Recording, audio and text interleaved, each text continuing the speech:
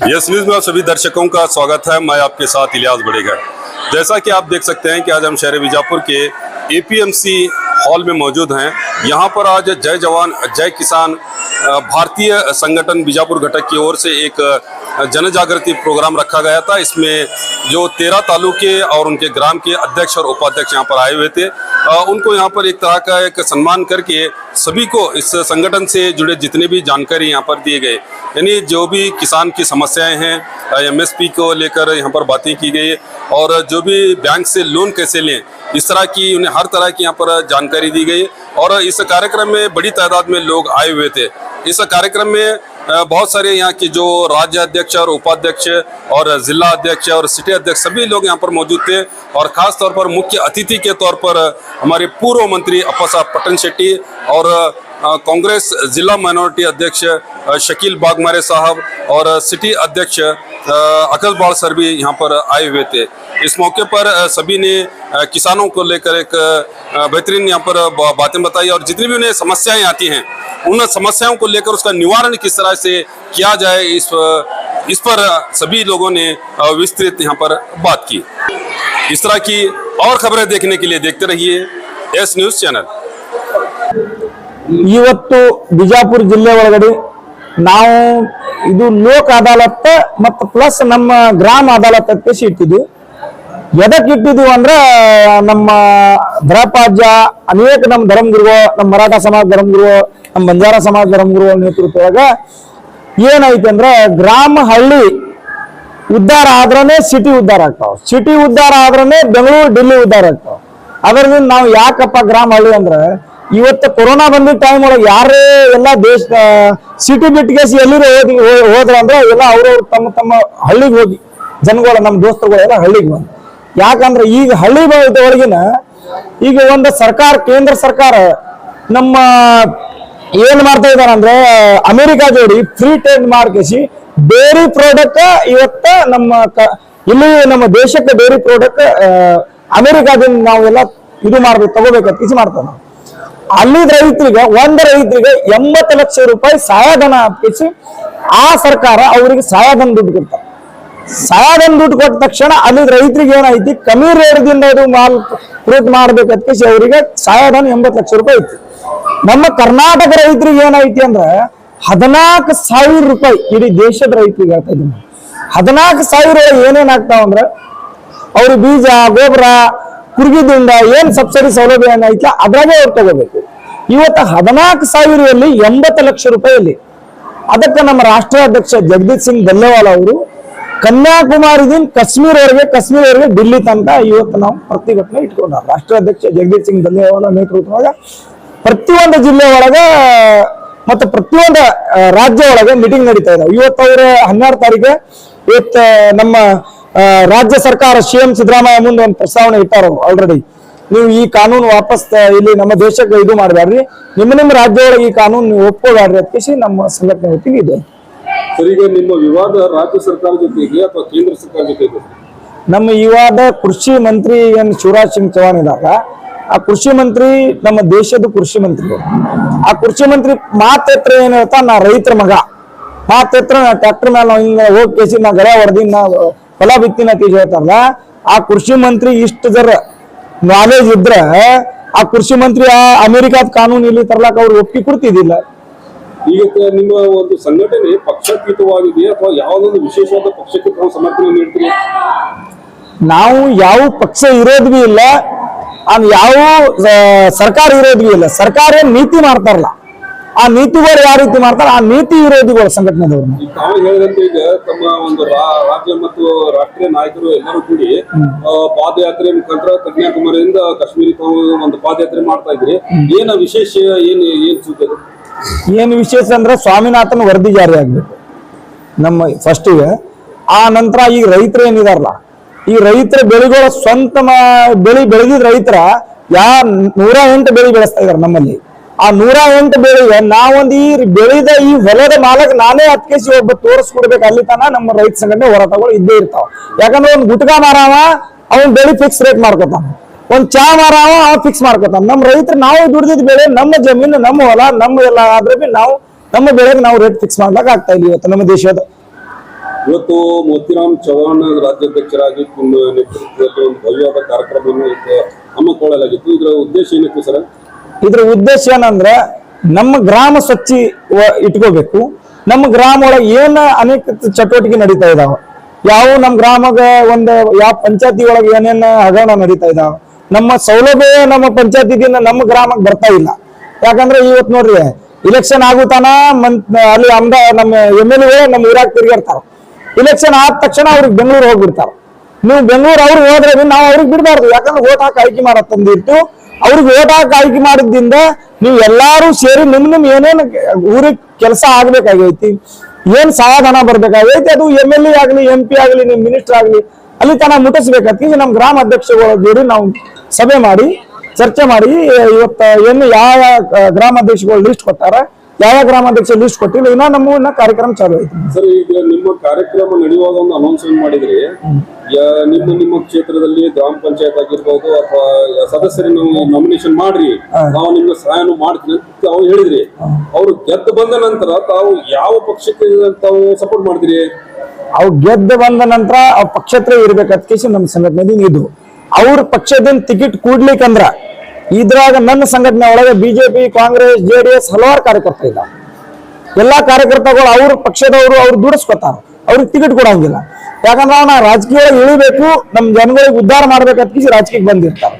ಅದಕ್ಕೆ ನಮ್ಮ ಯಾವ ಪಕ್ಷ ಇರೋದಿಲ್ಲ. ನಾ ಮಾತ್ರ ರಾಜಕೀಯದಿಂದ ನಿವರ್ತೀನಿ. ಯಾಕಂದ್ರೆ ನಮ್ಮ ಮನ್ಯಾಗ ನಾನು ನಿರ್ಧಾರ ಮಾಡಿದ್ದೀನಿ. ಯಾಕಂದ್ರೆ ಸಂಘಟನೆ ಕೆಲಸ ಆಗ್ಬರ್ತಾ ಇಲ್ಲ. ಅದಕ್ಕೆ ನಾ ಯಾವ ರಾಜಕೀಯದವ್ರು ಏನ್ರಿ ಕನಸೊಳಗ ಯಾರು MP MLA ಕನಸೊಳಗೆ ಇಟ್ಕೋಬೇಡ್ರಿ. ನಾನೇ ಹೋಗಿ ಖುದ್ದಾಗಿ ಪಂಚಾಯತಿ ನಿಂದಿರ್ತಾನ, MLA ನಿಂದಿರ್ತಾನ. ನನ್ನ ಮನೆ ತಾನ ಒಳಗ ನಮ್ಮ ಮನೆಯವ್ರು ಆಗಲಿ, ನಾ ಆಗಲಿ, ನನ್ನ ಮಗ ಆಗಲಿ ರಾಜಕೀಯಕ್ಕೆ ನಾವು ಎಂದೂ ಬರಂಗಿಲ್ಲ. ನನ್ನ ಹೆಸರು ಜೈ ಜವಾನ್ ಜೈ ಕಿಸಾನ್ ಸಂಘಟನೆ ರಾಜ್ಯಾಧ್ಯಕ್ಷ ಮೋತಿರಾಮ್ ಚೌಹಾಣ್. ಬಿಜಾಪುರದಲ್ಲಿ ಕ್ರಾಂತಿಕಾರಿಯಾದಂಥ ಹೋರಾಟ ಮಾಡಿದರು. ಆದ್ರೆ 3,300ಕ್ಕೆ ಸೀಮಿತ ಮಾಡಿದರು. 3,300 ಸಹ ಕೆಲವೊಂದು ಕಾರ್ಖಾನೆಯವರು ಇನ್ನೂ ಕೊಟ್ಟಿಲ್ಲ. 3,200, 3,250 ಅದ ನಂತರ ತತ್ಕ್ಷಣ ಕಾರ್ಖಾನೆಯವರು ಟ್ರ್ಯಾಕ್ಟರ್ ಒಂದು ತೂಕವನ್ನು ಬಡಿಯುವಂತ ಕೆಲಸ ಮಾಡತ್ತಾರು. ನಾವು ಪ್ರತಿಯೊಂದು ಕಾರ್ಖಾನೆ ಮೇಲೆ ವೇಬ್ರಿಡ್ಜ್ ಹಾಕ್ಬೇಕಂತೇಳಿ ಇದೇ ಜಿಲ್ಲೆಯ ಸಕ್ಕರೆ ಮಂತ್ರಿಗೆ 10 ಸಲ ಗೆರವು ಹಾಕಿ ಮನವಿ ಕೊಟ್ಟಿದ್ದು. ಶಿವಾನಂದ ಪಾಟೀಲ್ ಅವರು ಇನ್ನೂವರೆಗೆ ಆ ಒಂದು ಕಾರ್ಯವನ್ನು ನಿರ್ವಹಿಸಿಲ್ಲ. ಯಾಕಂದ್ರೆ ಪ್ರಭಾವಿ ಕಾರ್ಖಾನೆ ಮಾಲಕರಿಗೆ ಮನದಾರ ಗೊತ್ತಿಲ್ಲ, ಏನು ಸರ್ಕಾರಕ್ಕೆ ಮನದಾರ ಗೊತ್ತಿಲ್ಲ. ಆದ್ರೆ ರೈತ ಪರ ಅದನ್ನಂತೇಳಿ ಭಾಷಣ ಮಾತ್ರ ಮಾಡ್ತಾರೋ, ಅವ್ರು ರೈತರ ಪರ ಇಲ್ಲ. ತತ್ಕ್ಷಣ ಈ ಕಾರ್ಖಾನೆ ಏನು ಹಂಗಾಮ ಮುಗಿತಾ ಬಂದೈತಿ, ಇನ್ನ ವಾರದಲ್ಲೇ ಅವ್ರ ಪ್ರತಿಯೊಂದು ಕಾರ್ಖಾನೆ ಮೇಲೆ ವೇಬ್ರಿಡ್ಜ್ ಹಾಕುವಂತ ಕೆಲಸ ಮಾಡದೇ ಹೋದ್ರೆ ನಾವು ನಿರಂತರ ಹೋರಾಟವನ್ನ ಹಮ್ಮಿಕೊಳ್ಳುತ್ತೇವೆ. ಅದೇ ರೀತಿಯಾಗಿ ರಾಜ್ಯ ಸರ್ಕಾರಕ್ಕೆ ಒಂದು ಎಚ್ಚರಿಕೆ ಬಯಸ್ತೇನೆ. ಈ ಒಂದು ಜಿಲ್ಲೆಯಲ್ಲಿ ದ್ರಾಕ್ಷಿ ಬೆಳೆಯುವಂತ ಜಿಲ್ಲೆ, ಈ ಜಿಲ್ಲೆಗೆ ಪ್ರತಿಯೊಂದು ತಾಲೂಕಿಗೆ ಹಾಗೂ ಹುಬ್ಬಳ್ಳಿ ಮಟ್ಟದಲ್ಲಿ ಸ್ಟೋರೇಜ್ ಅನ್ನು ಮಾಡಬೇಕಂತೇಳಿ ಆಗ್ರಹ ಐತಿ. ಕೆಲವೊಂದು ಕಡೆ ಮಾಡ್ಯಾರು, ಇನ್ನೂ ಆಗಬೇಕು. 10 ಕಡೆಯಲ್ಲಿ ದ್ರಾಕ್ಷಿ ಸಂಗ್ರಹ ಇಡಲಿಕ್ಕೆ ಸ್ಟೋರೇಜ್ ಮಾಡಬೇಕಂತೇಳಿ ಇವತ್ತು ವಾದ ಐತಿ. ಇನ್ನೂ 10 ಇಲಾಖೆಗಳಿದಾವು. ಅದಕ್ಕಾಗಿ ತಕ್ಷಣ ರಾಜ್ಯ ಸರ್ಕಾರಕ್ಕೆ ಎಚ್ಚರಿಕೆ ಬಯಸ್ತೇನೆ. ನಾಳೆ ಈಗೇನು ರಾಜ್ಯದ ಬಜೆಟಿನೊಳಗ ಪ್ರಮುಖ ನಾಯಕರನ್ನ ಕರೆಸಿ ರಾಜ್ಯದ ಮುಖ್ಯಮಂತ್ರಿಗಳ ಸಭೆಯನ್ನು ಮಾಡಬೇಕು. ಯಾಕಂದ್ರೆ ಇವತ್ತೇನು ವಿವಿಧ ರಾಜ್ಯದ ಭಾಗದಲ್ಲಿ ಇವತ್ತು ನೀರಾವರಿ ಇವತ್ತು ತೊಂದರೆ ಆಗ್ತಾ ಇರತಕ್ಕಂಥದ್ದು, ಜಲಾಶಯಗಳು ಗೇಟ್ ಕಿತ್ತಿದ್ದಾವೆ. ಒಂದು ಕಡೆ ನೀರಾವರಿ ಏತ ನೀರಾವರಿಗಳು ವಿಳಂಬ ಆಗಿರ್ತಕ್ಕಂಥದ್ದು. ಕೃಷ್ಣ ಜಲ ನಿಗಮದಿಂದ ಈಗೇನು ಏತ ನೀರಾವರಿಗಳು ಕೂಡ ಪೆಂಡಿಂಗ್ ಇರತಕ್ಕಂಥದ್ದು ಮತ್ತು ಗಂಗಾ ಕಲ್ಯಾಣಿ ಕೂಡ ಸಾಕಷ್ಟು ಪೆಂಡಿಂಗ್ ಇರೋದ್ರಿಂದ ಈಗೇನು ರೈತರಿಗೆ ನೀರಾವರಿ ಪ್ರಾಮುಖ್ಯತೆವಾಗಿರೋದ್ರಿಂದ ರಾಜ್ಯದ ಮುಖ್ಯಮಂತ್ರಿಗಳು ರೈತರನ್ನ ಸಭೆಯನ್ನು ಕರೆದು ಸಭೆಗೆ ಒಪ್ಪಿಗೆಯನ್ನು ಕೊಡಬೇಕು. ರಾಜ್ಯದ ಬಜೆಟ್ನಲ್ಲಿ 50% ಇಡಬೇಕಂತೇಳಿ ಒತ್ತಾಯವನ್ನು ಮಾಡ್ತೀವಿ. ಅದರ ಜೊತೆಗೆ ಗ್ರಾಮೀಣ ಪ್ರದೇಶಕ್ಕೆ ಅತಿ ಹೆಚ್ಚಿನ ಆದ್ಯತೆಯನ್ನು ಕೊಡಬೇಕಂತೇಳಿ ರಾಜ್ಯದ ಮುಖ್ಯಮಂತ್ರಿಗಳಿಗೆ ಒತ್ತಾಯವನ್ನು ಮಾಡ್ತೀವಿ. ಶರಣಪ್ಪ ದೊಡ್ಡಮನೆ ಅಂತೇಳಿ.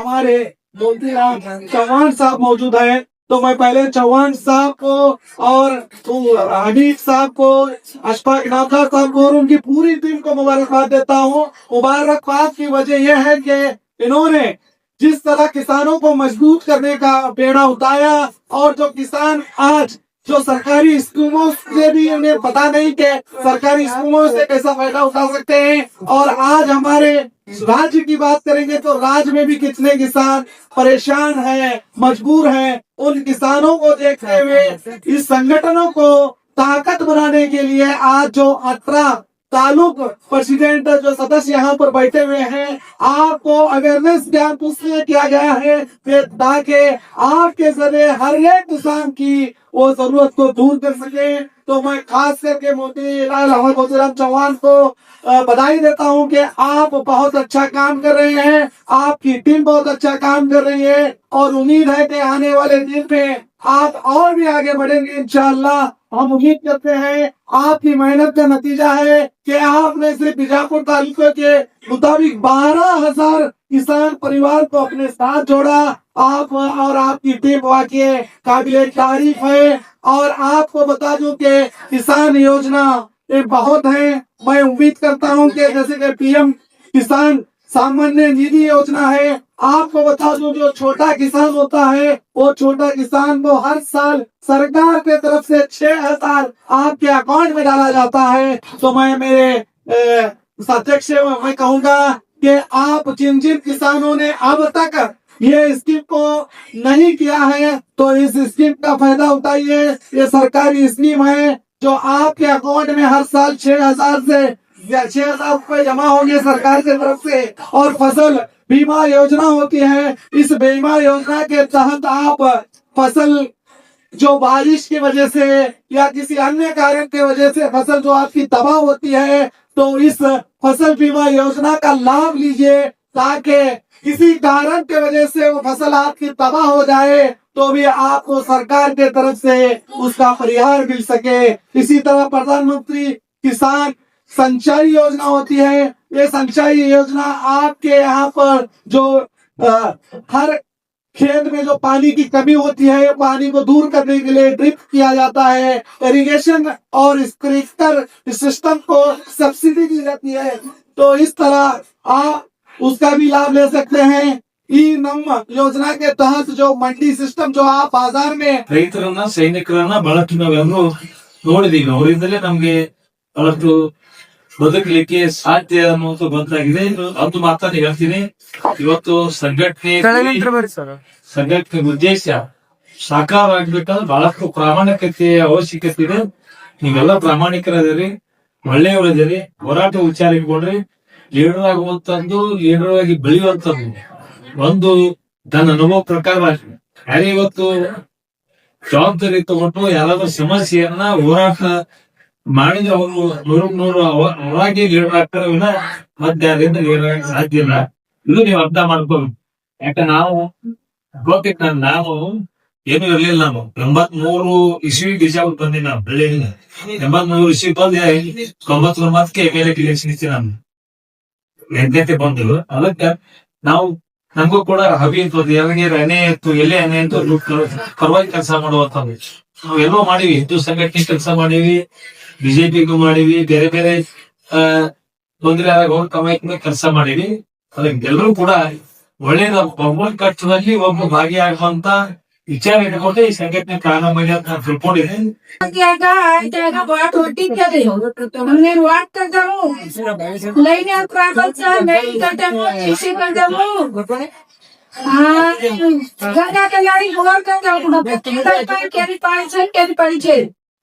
पानी चली जा रही थी हमने तो पता नहीं पानी भी बड़ा के चर्चा करे हमने साठ रुपया में बता के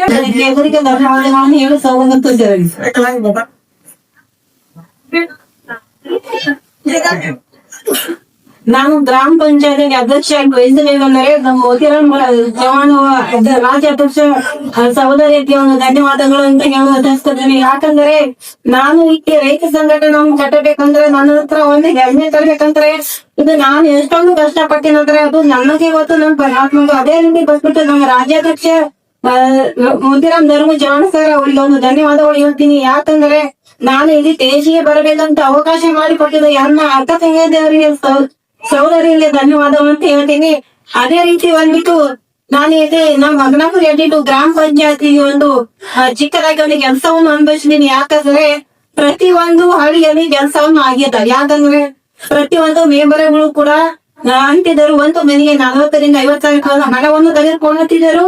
ಅದೇ ರೀತಿ ನೆಟ್ರಲ್ ಬಂಧದಲ್ಲಿ ಇರ್ತಕ್ಕಂಥ ಹೆಣ್ಮಕ್ಳು 1 ರಿಂದ 40,000 ರೂಪಾಯಿ ಕೊಡ್ಬೇಕಂದ್ರೆ ಒಂದು ಮನೆಯನ್ನು ಮುರಿದು ಅವರಿಗೆ ತಂದು ಕೊಡ್ಬೇಕು, ಅದ್ರ ಕಷ್ಟದಲ್ಲಿ ಕೊಡ್ತಿದ್ರು.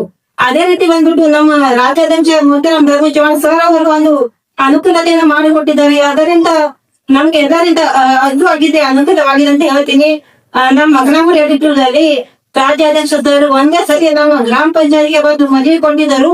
ಮನವಿ ಕೊಟ್ಟಿದ ತಕ್ಷಣ ನಮ್ ಪಿಡಿಒ ಸರ್ ಆಯ್ತು, ನಮ್ ಮೆಂಬರ್ ಆಯ್ತು, ಪ್ರತಿಯೊಬ್ಬರು ಕೂಡ ನಮ್ಗೆ ಒಳ್ಳೆತನದಿಂದ ನೋಡಿಕೊಂಡಿದ್ದಾರೆ. ಯಾಕಂದ್ರೆ ನಮ್ ಸರ್ ನಮ್ ಸಹೋದರದಂತ ಬಂದಿದ್ರ ಒಂದು ಮನವಿ ಕೊಟ್ಟಿದ್ದರು. ಅದೇ ರೀತಿ ಬಂದು ನಾವೆಲ್ಲ ಕಷ್ಟಪಟ್ಟು ನನ್ನ ಸಂಘಟದಿಂದ ಸದಸ್ಯರು ಅವರು ಅನ್ನ ತೆಗೆದುಕೊಂಡು ನಾನು ಇಲ್ಲಿ ಒಂದು ಒಳ್ಳೆತನ ಅನಿಸ್ಕೊಂಡಿದ್ದೀನಿ. ಅದೇ ರೀತಿ ನೀವು ಕೂಡ ಹಾಗೆ ಮಾಡಿ, ನಿಮ್ಗೆ ಎಲ್ಲರಿಗೆ ಅನುಕೂಲವಾಗುತ್ತದೆ. ಅದೇ ರೀತಿ ನಾವೆಲ್ಲ ಸದಸ್ಯರಿಂದ ಸಂಘಟನೆ ಕಟ್ಟಿಕೊಂಡು 24 ಮನೆಯನ್ನು ಕಷ್ಟಪಟ್ಟು ತಂದಿದ್ದೀನಿ. ಅದೇ ರೀತಿ ನಾನು ದನಗಳು ಶೆಡ್ ಕೂಡ ಸ್ಯಾಂಕ್ಷನ್ ಮಾಡಿಸಿದ್ದೀನಿ. ಇದೇ ರೀತಿ ನಾನು ಮಾಡ್ತೀನಿ. ಯಾಕಂದ್ರೆ ನೀವು ನಮ್ಮ ಅನುಮತಿ ಇರುವುದರಿಂದ ನಾನು ಕೆಲಸ ಮಾಡ್ತೀನಿ. ಅದೇ ರೀತಿ ನಾನು 2 ಚಿಕ್ಕ ಭಾಷಣ ಮುಗಿಸ್ತೀನಿ.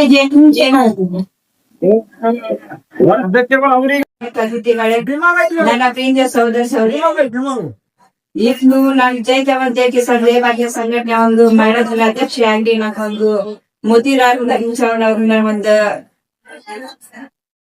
ಆಶ್ವಾಸನೆ ಏನ್ ಕೊಟ್ಟಪ್ಪ, ಒಳ್ಳೆ ಕೆಲಸ ಮಾಡ್ಕೊಂಡು ಹೋಗು, ಒಳ್ಳೆ ಇರುವಂತದ್ದು ನಮ್ದು ಒಂದು ಜೈ ಜವಾನ್ ಜೈ ಕಿಸಾನ್ ಇದ್ಲ ಒಂದು ಧೈರ್ಯ ಬಂದಿದ್ದೀರಿ. ಅದಕ್ಕಾಗಿ ನೀವೇನು ಧೈರ್ಯ ತಗೊಂಡು ನಿಮ್ಗೆ ಏನು ಕಷ್ಟಗಳು ಇದ್ಲಪ್ಪ ತೊಂದ್ರೆ ಎಲ್ಲ ಜೈ ಜವಾನ್ ಜೈ ಕಿಸಾನ್ ಆಫೀಸಲ್ಲಿ ಬಂದು ನೀವೇನ್ ಸಮಸ್ಯೆಗಳು ನಾವೆಲ್ಲ ಬಗೆಹರಿಸ್ಬೇಕಂದು ನಂದು 2 ಮಾತುಗಳು ಮುಗಿಸ್ಬಿಟ್ಟೆ. ಅನೇಕ ತೊಂದರೆಗಳನ್ನು ಕೊಡುತ್ತಿದ್ದಾರೆ. ಅದಕ್ಕೆ ನಾವು ಸಂಘಟನೆಯನ್ನು ಕಟ್ಟಿದ್ದೇವೆ. ಮೋತಿರಾಮ್ ಚವ್ಹಾಣ್ ನಮಗೆ ಸಂಘಟನೆ ಪಾಲ್ಗೊಳ್ಳಲು ಮತ್ತು ಸದಸ್ಯರಾಗಲು ಹೇಳಿದರು. ಅದಕ್ಕೆ ನಮಗೆ ಹಕ್ಕುಪತ್ರ, ಮನೆಗಳು, ಶೌಚಾಲಯಗಳು ಎಲ್ಲ ನಮಗೆ ಸಂಘಟನೆಯನ್ನು ದೊರಕಿದೆ. ಮತ್ತು ನಮ್ಮ ಸಂಘಟನೆಯಲ್ಲಿ ಅನೇಕ 160 ಹೆಣ್ಣು ಮಕ್ಕಳು ನಾವು ಸಂಘಟನೆಯನ್ನು ಕಟ್ಟಿದ್ದೇವೆ. ಎಲ್ಲರಿಗೆ ಧನ್ಯವಾದಗಳು. ಎಲ್ಲರಿಗೂ ಧನ್ಯವಾದಗಳು. ಇಷ್ಟೇ ಕೂಡ ನೀವು ನಮ್ ಕೂಡ ಅದನ್ನ ಎಲ್ಲರಿಗೆ ನೀವು ಎಲ್ಲ ಗ್ರಾಮ ಅಧ್ಯಕ್ಷರು ಇನ್ನ ಹೆಚ್ಚಿನ ಸಂಖ್ಯೆ ಒಳಗೆ ನೀವು ಸಂಘಟನೆ ಕಟ್ಬೇಕು. ನಿಜವಾಗ್ಲೂ ಸಂಘಟನೆ ಯಾರು ಇರ್ತಾರಂದ್ರ ಎಲ್ಲಾ ರೀತಿಯೊಳಗೆ ಬೇಯಿಸ್ಕೊಂಡು ಹೇಳಿ ಎಲ್ಲರಿಗೂ ಕರ್ಕೊಂಡು ಬರವ ಹಂಗೆ ಲೀಡರ್ ಹೋಗಿ ಒಂದು ಮಾತು ಹೇಳ್ತಕ್ಕ ಖುಷಿ ಅವರು ಅದು ಇದು ಇರಂಗಿ. ಒಂದು ವಿಷಯ ಕೇಳ್ರಿ, ನನಗ ಮಳಿ ಎಷ್ಟದು ಹಳಿ ಟೀಮ್ ಇಲ್ಲ ಸಲ ಗಮನ ಕೊಟ್ಟು ಕೇಳ್ರಿ. ನಾವು ನೀವು ಸದಸ್ಯ ಇದ್ರ ನೀವು ಹಳಿ ಜನ ಬೇಕು ನನ್ಗ, ಹೊಸ ಜನ ಯಾರು ಬೇಡ ನಮ್ಗ. ಹೊಸ ಜನ ಬರ್ರಿ, ನಿಮ್ ವಿರೋಧಿಗೊಳಗ ನಿಮ್ಮ ವಿರೋಧಿಗೂ ನನ್ನ ವಿರೋಧಿ ಇದು ಗಮನ ಇಟ್ಕೋರಿ. ಎಲ್ಲ ನಿಮ್ಮ ವಿರೋಧಿಗಳು ಯಾರು ಇರ್ತಾವ ಅವ ನನ್ನ ವಿರೋಧಿ, ಇಡೀ ಸಂಘಟನೆ ವಿರೋಧಿ. ನಿಮ್ ವಿರೋಧಿ ನಂತರ ನೀವು ಇವ್ರಿಗೆ ತಗೋರಿಯಪ್ಪ ಅಂದ್ರೆ ನಾವು ಅವ್ರಿಗೆ ತಗೋತೀವಿ. ನೀವ್ ಇಲ್ಲಿ ಯಾರ್ಯಾರು ಅದೇ ಕೊಟ್ಟಾಗಿ ನಮ್ಮಲ್ಲಿ ಮಾಹಿತಿ ಕೊಡ್ಬೇಕು, ಅವ್ನ ಬ್ಯಾಕ್ಗ್ರೌಂಡ್ ತಿಳಿಬೇಕು. ನೀವ್ ಏನಾದ್ರು ಯಾರ ಸದಸ್ಯ ಸೇರಿಸಿದ್ರಿ ಆ ಸದಸ್ಯ ಸೇರಿ ನೀವು 10 ಜನ ಸಹಿ ಮಾಡಿದ್ರೆ ಆ ಸದಸ್ಯ ಯೋಜನೆ ಆಗ್ತದೆ. ಯಾಕಂದ್ರೆ ಯಾವ ಸದಸ್ಯ ನಮ್ಗೆ ಗಾಳಿ ನಮ್ಗೆ ಸರಿ ಇರತ್ತೀರಿ ನೀವು ಏನ್ ಅಭಿಪ್ರಾಯ ಹೊರತುಕೊಡ್ಬೇಕು. ಮತ್ತ ರೆಕಾರ್ಡ್ ನಿಮ್ಮಲ್ಲಿ ಪಕ್ಕ ಇರ್ಬೇಕು. ಯಾಕಂದ್ರೆ ಅವನಿಗೆ ಏನ್ ಗೊತ್ತಿಲ್ಲ ಏನಾಗಿ ಅವು ಸಂಬಂಧ ಇಲ್ಲ. ಸಂಘಟನೆ ಒಳಗೆ ಯಾವ ಚಟುವಟಿಕೆ ನಡೆಸ್ತಾ ಇದಾರ ಅದು ಪರ್ಫೆಕ್ಟ್ ಇಟ್ಕೊಡ್ಬೇಕು. ಈಗ ನೋಡ್ರಿ ನಿಮ್ಮಲ್ಲಿ ಅಧ್ಯಕ್ಷಗಳು ಚೇಂಜ್ ನೀವು ಹೇಳೋದ್ರೆ ನಾವು ಅಧ್ಯಕ್ಷ ಚೇಂಜ್ ಮಾಡಿಸ್ತೀವಿ. ನಿಮ್ಮಲ್ಲಿ ಗ್ರಾಮಾಧ್ಯಕ್ಷ ಸರಿಯಾಗಿ ಕೆಲಸ ಮಾಡ್ಲಿಲ್ಲ ಅಂದ್ರೆ ಆ ಅಧ್ಯಕ್ಷತ್ವ ನಾವು ಚೇಂಜ್ ಮಾಡಿಸ್ತೀವಿ. ಇವತ್ತು ಯಾರೇ ರಾಜಕೀಯ ವ್ಯಕ್ತಿಗಳಾಗಿ ನಿಮ್ಗೆ ಫೋನ್ ಹಾಕೊಂಡ ನಿಮ್ಗೆ ಎಲ್ಲ ಮಾಡಿರಿ ಅವ್ರಿಗೆ ನೀವು 2,500 ಕೊಡ್ತಾರ. ಈ ವೇದಿಕೆ ತಾನ ಯಾರು ತೋರಿಸ್ಯಾರ, ಈ ಮ್ಯಾಲಿನ ವೇದಿಕೆ ತಾನ ನೀವು ಯಾರು ಬನ್ನಿ ನನ್ ಕೆಲಸ ಹಿಂಗೇದು ಎಲ್ಲಾರು ನಮ್ಮ ಅಕ್ಕ ಡೈಲಿ ಕೊಂಡಿರ್ಬೇಕು. ನೀವು ಗ್ರಾಮ ಅಧ್ಯಕ್ಷ ಇಲ್ಲ, ನೀವು ರಾಜ್ಯ ಅಧ್ಯಕ್ಷ ಆಗಿ ನಾವು ಎಲ್ಲಾರು ಹೇಳ್ತಾ ಇದ್ದೀವಿ. ನೀವು ಗ್ರಾಮ ಅಧ್ಯಕ್ಷ ಯಾರು ಬರ್ತಾ ಬಿಡ್ರಿ, ನಿಮ್ಮ ಕೆಲಸ ಸರಿಯಾಗಿ ನೀವು ಊರಾಗ ಹೋಗೋದು, ಪ್ರತಿಯೊಂದು ಮನೆಗೆ ಹೋಗೋದು, ಏನ್ ಪ್ರಾಬ್ಲಮ್ ಐತಿ ಏನಿಲ್ಲ, ಯಾರು ಆಜು ಬಾಜು ಏನಕ್ಕೆ ದಾರು ಅಂಗಡಿ ಐತಿ, ಒಂದ್ ನೋಡ್ರಿ ದಾರು ಅಂಗಡಿ ತಮ್ಮ ಮನೆ ಸಂಸಾರ ಗುಟ್ಕಾ ಅಂಗಡಿ ಎಷ್ಟ ಐತಿ, ಗುಟ್ಕಾಗಿ ಬಂದ್ ಮಾಡಿಸ್ಬೇಕು, ದಾರುಗೆ ಮಾಡಿಸ್ಬೇಕು, ಗಾಂಜಾ ಬಂದ್ ಮಾಡಿಸ್ಬೇಕು, ಊರಾಗ ಎಲ್ಲಾ ರೀತಿ ಕೆಲಸ ಮಾಡ್ತೀವಿ. ಮಕ್ಕಳು ಕೇಳಿ ಒಂದ್ಸರಿ ಬಂದ್ ಮಾಡಪ್ಪ, ಬಂದ್ ಮಾಡಿದ್ರೆ ನೀನ್ ಇದು ಐತೆ ಕೇಳಿ ಅಂದ್ರೆ ಡೈರೆಕ್ಟ್ ನಮ್ಮಲ್ಲಿ ಲಿಸ್ಟ್ ಹೋಗಿ ಅಲ್ಲಿ ಕೊಟ್ಟ ತಕ್ಷಣ ನಾವು ನೀವು ಅದಕ್ಕೆ ಇವತ್ತು ಕೊಡ್ರಿ. ಅದಕ್ಕೆ ಏನಾಯ್ತು ಅಂದ್ರೆ ಗ್ರಾಮ ಅಧ್ಯಕ್ಷಗಳು ಯಾಕೆ ಹೀಗೆ ಅಂತ ಹೇಳಿದ್ರೆ ಅನೇಕ ಜನಗಳು ಈಗ ಇದು ಮಾಡ್ತಾರೆ, ಧರ್ಮಗಳ ಸಂಘ ಎಲ್ಲಾ ರೀತಿ ಮಾಡಿರಿ. ಈಗ ನೀವು ಮನೆಗಳು ಕೀಲಿ ಹಾಕ್ಬೋದು, ನಾವು ಇದು ಮಾಹಿತಿ ತಂದೆ ಮೊದಲೇ ಕೀಲಿ ಕೊಡ್ತಿಲ್ಲ.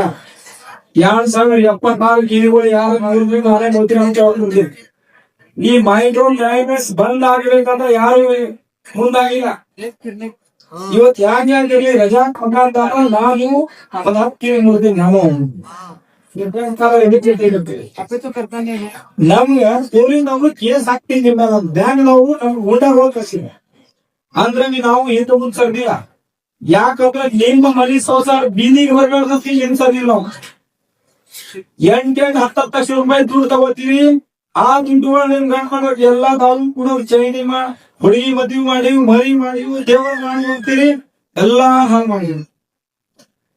ನಮ್ಮ ಎಸ್ಟಿಮೇಟ್ ಏನ್ ಮಾಡ್ಬೇಕಪ್ಪ ಅಂದ್ರ ನಮ್ಮ ಮನೆ ಸಂಸಾರ 10,000 ರೂಪಾಯಿ ದುಡಿಮೆ ಆಗ್ತದೆ. 10,000 ದುಡಿಮೆ ಮಾಡ್ತಾ ಇದ್ದೀವಿ. 10,000 ಒಳಗೆ 5,000 ರೂಪಾಯಿ ಮನೆ ಖರ್ಚು ಹೋಗ್ಬೇಕು. ವರ್ಷದ ನಿಮ್ ಬಜೆಟ್ ಅದು 5,000 ಮನೆ ಖರ್ಚು ಹೋಗ 5,000 ನಿಮ್ಮಲ್ಲಿ ಉಳಿಬೇಕು. ಫೀಸ್ ಎಸ್ಟಿಮೇಟ್ ಮಾಡ್ಬೇಕು. ಅದು ನೀವು ದುಡಿದು 10,000 ರೂಪಾಯಿ ಖರ್ಚು ಮಾಡಕ್ 1 ಲಕ್ಷ ರೂಪಾಯಿ ಎಲ್ಲಿ ಯಾರು ದೇಣ ತೆಗಿಯೋ ಬ್ಯಾಂಕ್ ಲೋನ್ ಅಂತಾರೆ. ದುಡಿತೀರಿ 10,000 ರೂಪಾಯಿ, 1 ಲಕ್ಷ ರೂಪಾಯಿ ವರ್ಷಕ್ಕೆ 1 ತಿಂಗಳ ಖರ್ಚು ಮಾಡಿ ಅದು ಎಲ್ಲಿ ಮಾಡ್ತಾವ್ದು. ಅದರಿಂದ ನೀವು ಮತ್ತೆ ಜಾಗೃತಿ ಆಗ್ಬೇಕು. ನಮ್ಮ ಮಕ್ಕಳಿಗೆ ಗೌರ್ಮೆಂಟ್ ಸ್ಕೂಲ್ ಕಳಿಸ್ಬೇಕು. ಯಾವ ಪ್ರೈವೇಟ್ ಸ್ಕೂಲ್ ಏನು ದಮ್ ಉಳಿದಿಲ್ಲ, ಅದೇ ಡೆಲಿವರಿ ಹಾಕೋರಿ. ನೀವು ಪ್ರೈವೇಟ್ ಮಾಸ್ತರ್ ಡಿಗ್ರಿ ಮುಗಿಸ್ಕೊಂಡು ಬರಂಗಿಲ್ಲ, ಅವ ಫೇಲ್ ಆದ್ರೆ ಪ್ರೈವೇಟ್ ಹಾಕೋತಾವ. ಯಾಕಂದ್ರೆ ಪಗಾರ ಕಮ್ಮಿ ಕೊಡ್ತಾವ. ನಿಮ್ಮಲ್ಲಿ ಗೌರ್ಮೆಂಟ್ ಸ್ಕೂಲ್ ಒಳಗ ಪ್ರತಿಯೊಬ್ಬರ ತಂದೆ ತಾಯಿ 500 ರೂಪಾಯಿ ಖರ್ಚು ಮಾಡ್ಬೇಕು. 10 ಲಕ್ಷ 20 ಲಕ್ಷ ಹಾಕಿ ಪ್ರೈವೇಟ್ ಕಳಿಸ್ತಿಲ್ಲ. ಅದೇ ಮಕ್ಕಳಿಗೆ ಗೌರ್ಮೆಂಟ್ ಸ್ಕೂಲಿಗೆ ಹೋಗಿ ಬಣ್ಣ ಮಾಡ್ಬೇಕು. ಆ ಗೌರ್ಮೆಂಟ್ ಗುರ್ತಿ ಇರ್ಬೇಕು. ನಮ್ಮ ಮಕ್ಕಳ ಸಮಸ್ಯೆ ಗುರ್ತಿ ಇರ್ಬೇಕು ಗೌರ್ಮೆಂಟ್ ಸ್ಕೂಲ್. ಅದು ಕೆಲಸ ನೀವು ಗ್ರಾಮ ಅಧ್ಯಕ್ಷಗಳು ಮಾಡಬೇಕು. ಆ ಗೌರ್ಮೆಂಟ್ ಸ್ಕೂಲ್ ಮಾಸ್ಟರ್ ಎಷ್ಟು ಗಂಟೆಗೆ ಬರ್ತಾರೆ, ಎಷ್ಟು ಗಂಟೆಗೆ ಸಾಲಿಗೆ ಹೋಗ್ತಾರೆ, ಸಾಲಿ ಓದಿಸ್ತಾ ಇದ್ದಾನೆ ಇಲ್ಲ ಅದು ವಿಷಯ, ಅದು ಗ್ರಾಮ ಅಧ್ಯಕ್ಷ ಜವಾಬ್ದಾರಿ ಇತ್ತು. ಯಾಕಂದ್ರೆ ಗೌರ್ಮೆಂಟ್ ಸ್ಕೂಲ್ ಉಳಿದ್ರೆ ನಮ್ಮ ಮಕ್ಕಳು ಉಳಿತಾವ, ನಾವು ಉಳಿತೀವಿ, ಇಲ್ಲಾಂದ್ರೆ ನಾವು ಯಾರು ಉಳಿಯಾಕಿಲ್ಲ. ಯಾಕಂದ್ರೆ ಪ್ರೈವೇಟ್ ಸ್ಕೂಲ್ ಒಳಗೆ ಒಂದ್ಸೂದ ನಂಗಡಿ ಆಗ ನನ್ನಲ್ಲಿ 4 ಮಕ್ಕಳಿಗೆ ನಾವು ಪ್ರೈವೇಟ್ ಸ್ಕೂಲ್ ಒಳಗೆ ಹಾಕಿದೀವಿ ಮಕ್ಕಳು. ಹಾಕೋಣ 1 ಲಕ್ಷ 5 ಲಕ್ಷ 10 ಲಕ್ಷ ವರ್ಷ ಖರ್ಚು ಮಾಡ್ತಾ ಇದ್ವಿ. ಗೌರ್ಮೆಂಟ್ ಸ್ಕೂಲ್ ಒಳಗೆ ಓದಿದ ಮಕ್ಕಳ ನೌಕರಿ ಮಾಡ್ಕೊತಾ ಇದಾವ. ಪ್ರೈವೇಟ್ ಸ್ಕೂಲ್ ಒಳಗೆ ಓದಿದ ಮಕ್ಕಳು ಎಲ್ಲರೂ ಹಿತವಾಗಿ ಅಲ್ಲಿ ಹೋಗ್ತಾರೆ. ಯಾರೋ ಅವ್ರಿಗೆ ಹೇಳೋದು ಕೆಲವ್ರಿಗೆ ಅದರಿಂದ ನಿಮ್ಮ ಗೌರ್ಮೆಂಟ್ ಸ್ಕೂಲ್ ಉಳಿಬೇಕು. ಗೌರ್ಮೆಂಟ್ ಸ್ಕೂಲ್ ಉಳಿಬೇಕು ಅಂತ ಬರ್ಲಿ ಅನ್ನೋದ್ರಿಂದ ಆ ಮಾಸ್ತರ್ ಮ್ಯಾಗ ನೀವು ಕಾನೂನು ಮಾಡಿದ್ರು ಸಾಲಿ ಮಾಡ್ಕೊಂಡು ಪ್ರತಿಭಟನೆ ಮಾಡಿ DC ಅವ್ರನ್ನ ಒಂದು ಮನವಿ ಕೊಡ್ಬೇಕು. DC ಅವ್ರನ್ನ ಒಂದು ಮನವಿ ಕೊಟ್ಟು ಆ ಸಾಲಿ ನೀವು ಏನೋ ಒಂದು ಮಾತ್ರ ಹೆಚ್ಚುವರಿ ನೀವು ಇವತ್ತು ನೋಡಿ ಗೌರ್ಮೆಂಟ್ ಸ್ಕೂಲ್ ಮಕ್ಕಳೇ ಕಳ್ಸಂಗಿಲ್ಲ. ಸರ್ಕಾರ ಅದು ಪ್ರೈವೇಟ್ ಕಳಿಸ್ಬಿಟ್ಟು 15 ಓದಿ ಪಾಸ್ ಆಗಿ ಪ್ರೈವೇಟ್ ಬರ್ತಾವ. ಅವ್ರು ಏನು ಗೊತ್ತಿರಂಗ ಏನು ಗೊತ್ತಿರಂಗ ಕಳ್ಸಿ ಈ ಎಲ್ಲಾ ನಮ್ಮ ಕಚ್ಚ ಚೈತಾಗ ನಾವು ಬರ್ತೀವಲ್ಲ. ನಾವು ಈಗ ಮನಿ ಅಂತ ಗಿಡ ಇಂದ್ರಲ್ಲಿ ಗಿಡ ಕಡಿಲಾಕ್ ಬಿಡೋದು. ಒಂದು ಗಿಡ ಅಂತ ನಮ್ಗೆ ಆಕ್ಸಿಡೆಂಟ್ ಗೊತ್ತಾಗ ಆ ಗಿಡಗಳ ಕಡಿಯಾಕ ನಮ್ಗೆ ಯಾರು ಗಿಡಗಳು ಯಾರು ಯಾರಿಗಿಲ್ಲ. ನಮ್ ಕಾಡು ಉಳಿಸ್ಬೇಕು, ನಮ್ ಭೂಮಿ ಉಳಿಸ್ಬೇಕು, ನಮ್ ಮನಿ ಉಳಿಸ್ಬೇಕು. ಹಾಗೆ ನೀವು ಉದ್ಧಾರ ಆಗ್ತೀರಿ. ಚೆನ್ನಾಗಿ ಕಾರ್ಯಕ್ರಮ ಮಾಡಿರಿ, ಒಳ್ಳೆ ರೀತಿ ಬೆಳಿಬೇಕೆಲ್ಲ ಇಡೀ ಸಂಘಟನೆ ರಾಜ್ಯ ಮಾಡಿ ಜಿಲ್ಲಾ ಮಾಡಿ ಎಲ್ಲಾ ಸಂಘಟನೆ ನಮ್ದು ಇದು ಐತಿ. ಹಾಗಾಗಿ ನೀವು ಎಲ್ಲರೂ ತುಂಬಾ ಕಷ್ಟ ಪಡ್ತಾ ಇದ್ರಿ.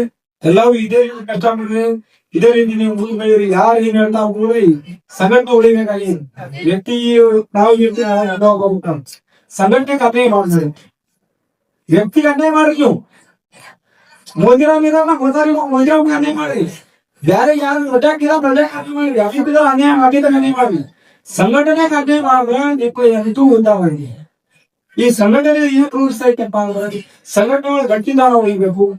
ಯಾರು ತಪ್ಪ ಮಾಡಿದ್ರೆ ಮೋದಿರಾಮ್ ತಪ್ಪ ಅಂದ್ರೆ ಇದು ಸರಿ ಇಲ್ಲ, ಇದು ತಪ್ಪೇ ಇಲ್ಲ ಆಫೀಸ್ಗಳು. ಆದ್ರೆ ಈ ಸಂಘಟನೆ ನಡೆಸಾಕ್ ನೀವೆಲ್ಲ ಆ ಸಂಘಟನೆ ಒಳಗೆ ನೀವೆಲ್ಲಾರು ಒಗ್ಗಟ್ಟಾಗಿ ನಾವೆಲ್ಲಾರು ಪ್ರತಿಯೊಂದು ಈಗ ನೀವು ತುಂಬಾ ಹೆಚ್ಚಿದ್ರು ನೀವು ಪ್ರತಿಯೊಂದು ನೀವು ಯಾಕಂದ್ರೆ ನೀವು ಶಿಕ್ಷಕರೊಳಗೆ ಈ ಸಂಘಟನೆ ಶಿಕ್ಷಕರೊಳಗೆ ಹೋಗ್ತಾ ಇಲ್ಲ. ತಿಂಗಳಿಗೆ ಒಂದು ಮೀಟಿಂಗ್ ಮಾಡ್ಬೇಕು, ಆ ಮೀಟಿಂಗ್ ಏನ್ ಪಾಸ್ ಆಗ್ತಾವ ನೋಡ್ಬೇಕು, ಅದು ಬರ್ಕೋಬೇಕು, ಕರೆಸಿ ಸಂಘಟನೆ ನಿರ್ಧಾರ ಏನೈತೆ ತಿಳ್ಕೋಬೇಕು.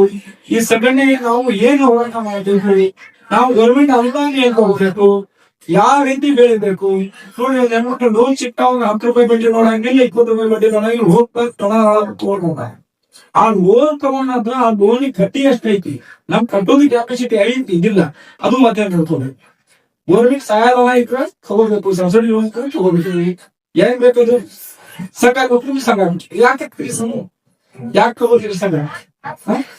ಅದ್ರ ಹೆಂಗಿದ್ರು ದುಡಿಬೇಕು, ಒಂದೊಂದು ಯಾವ ಅಂಗಡಿ ಹಾಕೋಬೇಕು. ಈ ನಗರ ಬಾಯಿಗಳು ಬೀದಿ ವ್ಯಾಪಾರಗಳು 10,000 ರೂಪಾಯಿ ಹಾಕಿಸ್ಬೇಕು. ಒಂದೊಂದು ಲಕ್ಷದ ಕೃಷಿ ಅದು ಬೀದಿ ವ್ಯಾಪಾರಗಳು. ನೀವು ಬೀದಿ ವ್ಯಾಪಾರ ಮಾಡಬೇಕು. ಮಧ್ಯದಾಗಿ ಲವಾಣಿಗರ ಒಂದು ಕೊಯಿಂದ ಒಂದು ಗನ್ ಒಂದ್ ಸುತ್ತಿ ಒಂದ್ ಹಿಸಾಬ್ ತಗೊಂಡು ನಾವು ದುಡಿಲಾಕ ಹೋಗ್ತೀವಿ 10 ಲಕ್ಷ ರೂಪಾಯಿ. ಇದು ಮಾಡ್ತೀವಿ, ಬರಿ ಮಾಡ್ತೀವಿ, ಉಳ್ತೀವಿ, ಬರೀ ಉಳ್ತೀವಿ. ಇವೆಲ್ಲ ಪಂಚಾಯತ್ ಚೇಂಜ್ ಮಾಡಿ ಅನೇಕ ಸಮಾಜ ನಮ್ಮಲ್ಲಿ ಜೈನಿಗಾಗಿ ಎಲ್ಲರಿಗೂ ನಮ್ಮ ಸಂಘಟನೆ ಧನ್ಯವಾದ ಹೇಳ್ತೀನಿ. ಯಾರ ರಾಜ್ಯ ಸಂಘಟನೆ ಯಾರ ಸನ್ಮಾನ ಮಾಡಿ ನೀವು ಅವ್ರಿಗೆ ಕಳಿಸಿ ಸನ್ಮಾನ ಮಾಡಿ ಕಳ್ಸಿ ಕಳಿಸ್ರಿ. ಮತ್ತೆ ಒಳ್ಳೆ ರೀತಿ ನೀವೆಲ್ಲರೂ ಒಪ್ಪಂದಾಗ ಹೋಗ್ಬೇಕು. ಇವತ್ತ ನಮ್ಮ ಅನುಭವಿ ಮತ್ತ ಇಲ್ಲಿ ಕೆಲಸ ಸರಿಯಾಗಿ ಯಾರ್ಯಾರು ನಿರ್ವಹಿಸ್ತಾರ ಒಂದು ಅನುಭವಿ ಟೀಮ್, ಕಶ್ಯಾಬಿ ಟೀಮ್, ಬಾಬು ಟೀಮ್ ಇವ್ರ ಕೆಲಸ ಎಷ್ಟು ಜನ ಬಂದ್ರೆ ನಿಮ್ಮೊಳಗೆ ಇನ್ನೊಂದು ಏನ್ ಕೊರತೆ ಇರ್ತಂದ್ರ ಆ ಜನಗಳು ನೀವು ಸಿಗ್ನೇಚರ್ ಮಾಡ್ಬೇಕು ಮತ್ ನಿಮ್ಮ ಈ ದೊಡ್ಡವ್ರು ಯಾರಿದಾರ ಅವ್ರಿಗೆ ಗೌರವ ಕೊಡಿ. ನಿಮ್ಮಲ್ಲಿ ಗ್ರಾಮ ಅಧ್ಯಕ್ಷ ನಿಮ್ಮಲ್ಲಿ ಸಿಟಿ ಅಧ್ಯಕ್ಷ ಮಾಡಿ ಆ ವ್ಯಕ್ತಿ ಕಿಮ್ಮತ್ ಕೊಡ್ಬೇಡ್ರಿ, ಅವ್ರಿಗೆ ದೊಡ್ಡವ್ರಿಗೆ ಕಿಮ್ಮತ್ ಕೊಡಿ ಕೇಸಿ ನಾನು ವೈದ್ಯ ವಿಚಾರ ಐತಿ. ನಾನು ನಮ್ ಗೌರವ ನಮ್ಮ ರಾಷ್ಟ್ರ ನಾವು ನಿಮ್ಗೆ ನಮ್ಮ ಪೂರ್ಣ ಭಗವಂತ ಈ ಸಂಘಟನೆಗ ರಾಷ್ಟ್ರಾಧ್ಯಕ್ಷರು ಭಗವಂತ ತಿಳ್ಕೊಂಡ್ರೆ ಅದರ್ಕಿಂತ ಯಾರ್ಯಾರ ಜನ ಪಚ್ಚಿರ್ತೀರಿ ಯಾರೋ ನಿಮ್ಗೆ ಸ್ವಂತ ಮಾಡಿ ನಿಮ್ ಬೇಯ್ತಾ ಇರ್ತಾರ. ಅದ್ರ जैसा कि आप सब जानते हैं कि आप सभी का प्यार हमारे साथ कायम है। इसी तरह से हमारे इस चैनल को प्यार करते रहिए और हमारी सारी खबरों को लाइक, शेयर और सब्सक्राइब करना ना भूलिए। हमारा यही मकसद है कि आपको हर खबर जो है जैसा है वैसा ही आपको हम दिखाते रहेंगे, ना किसी का पक्ष लेंगे, ना किसी के विरोध में जाएंगे। हमारे कदम सच के साथ।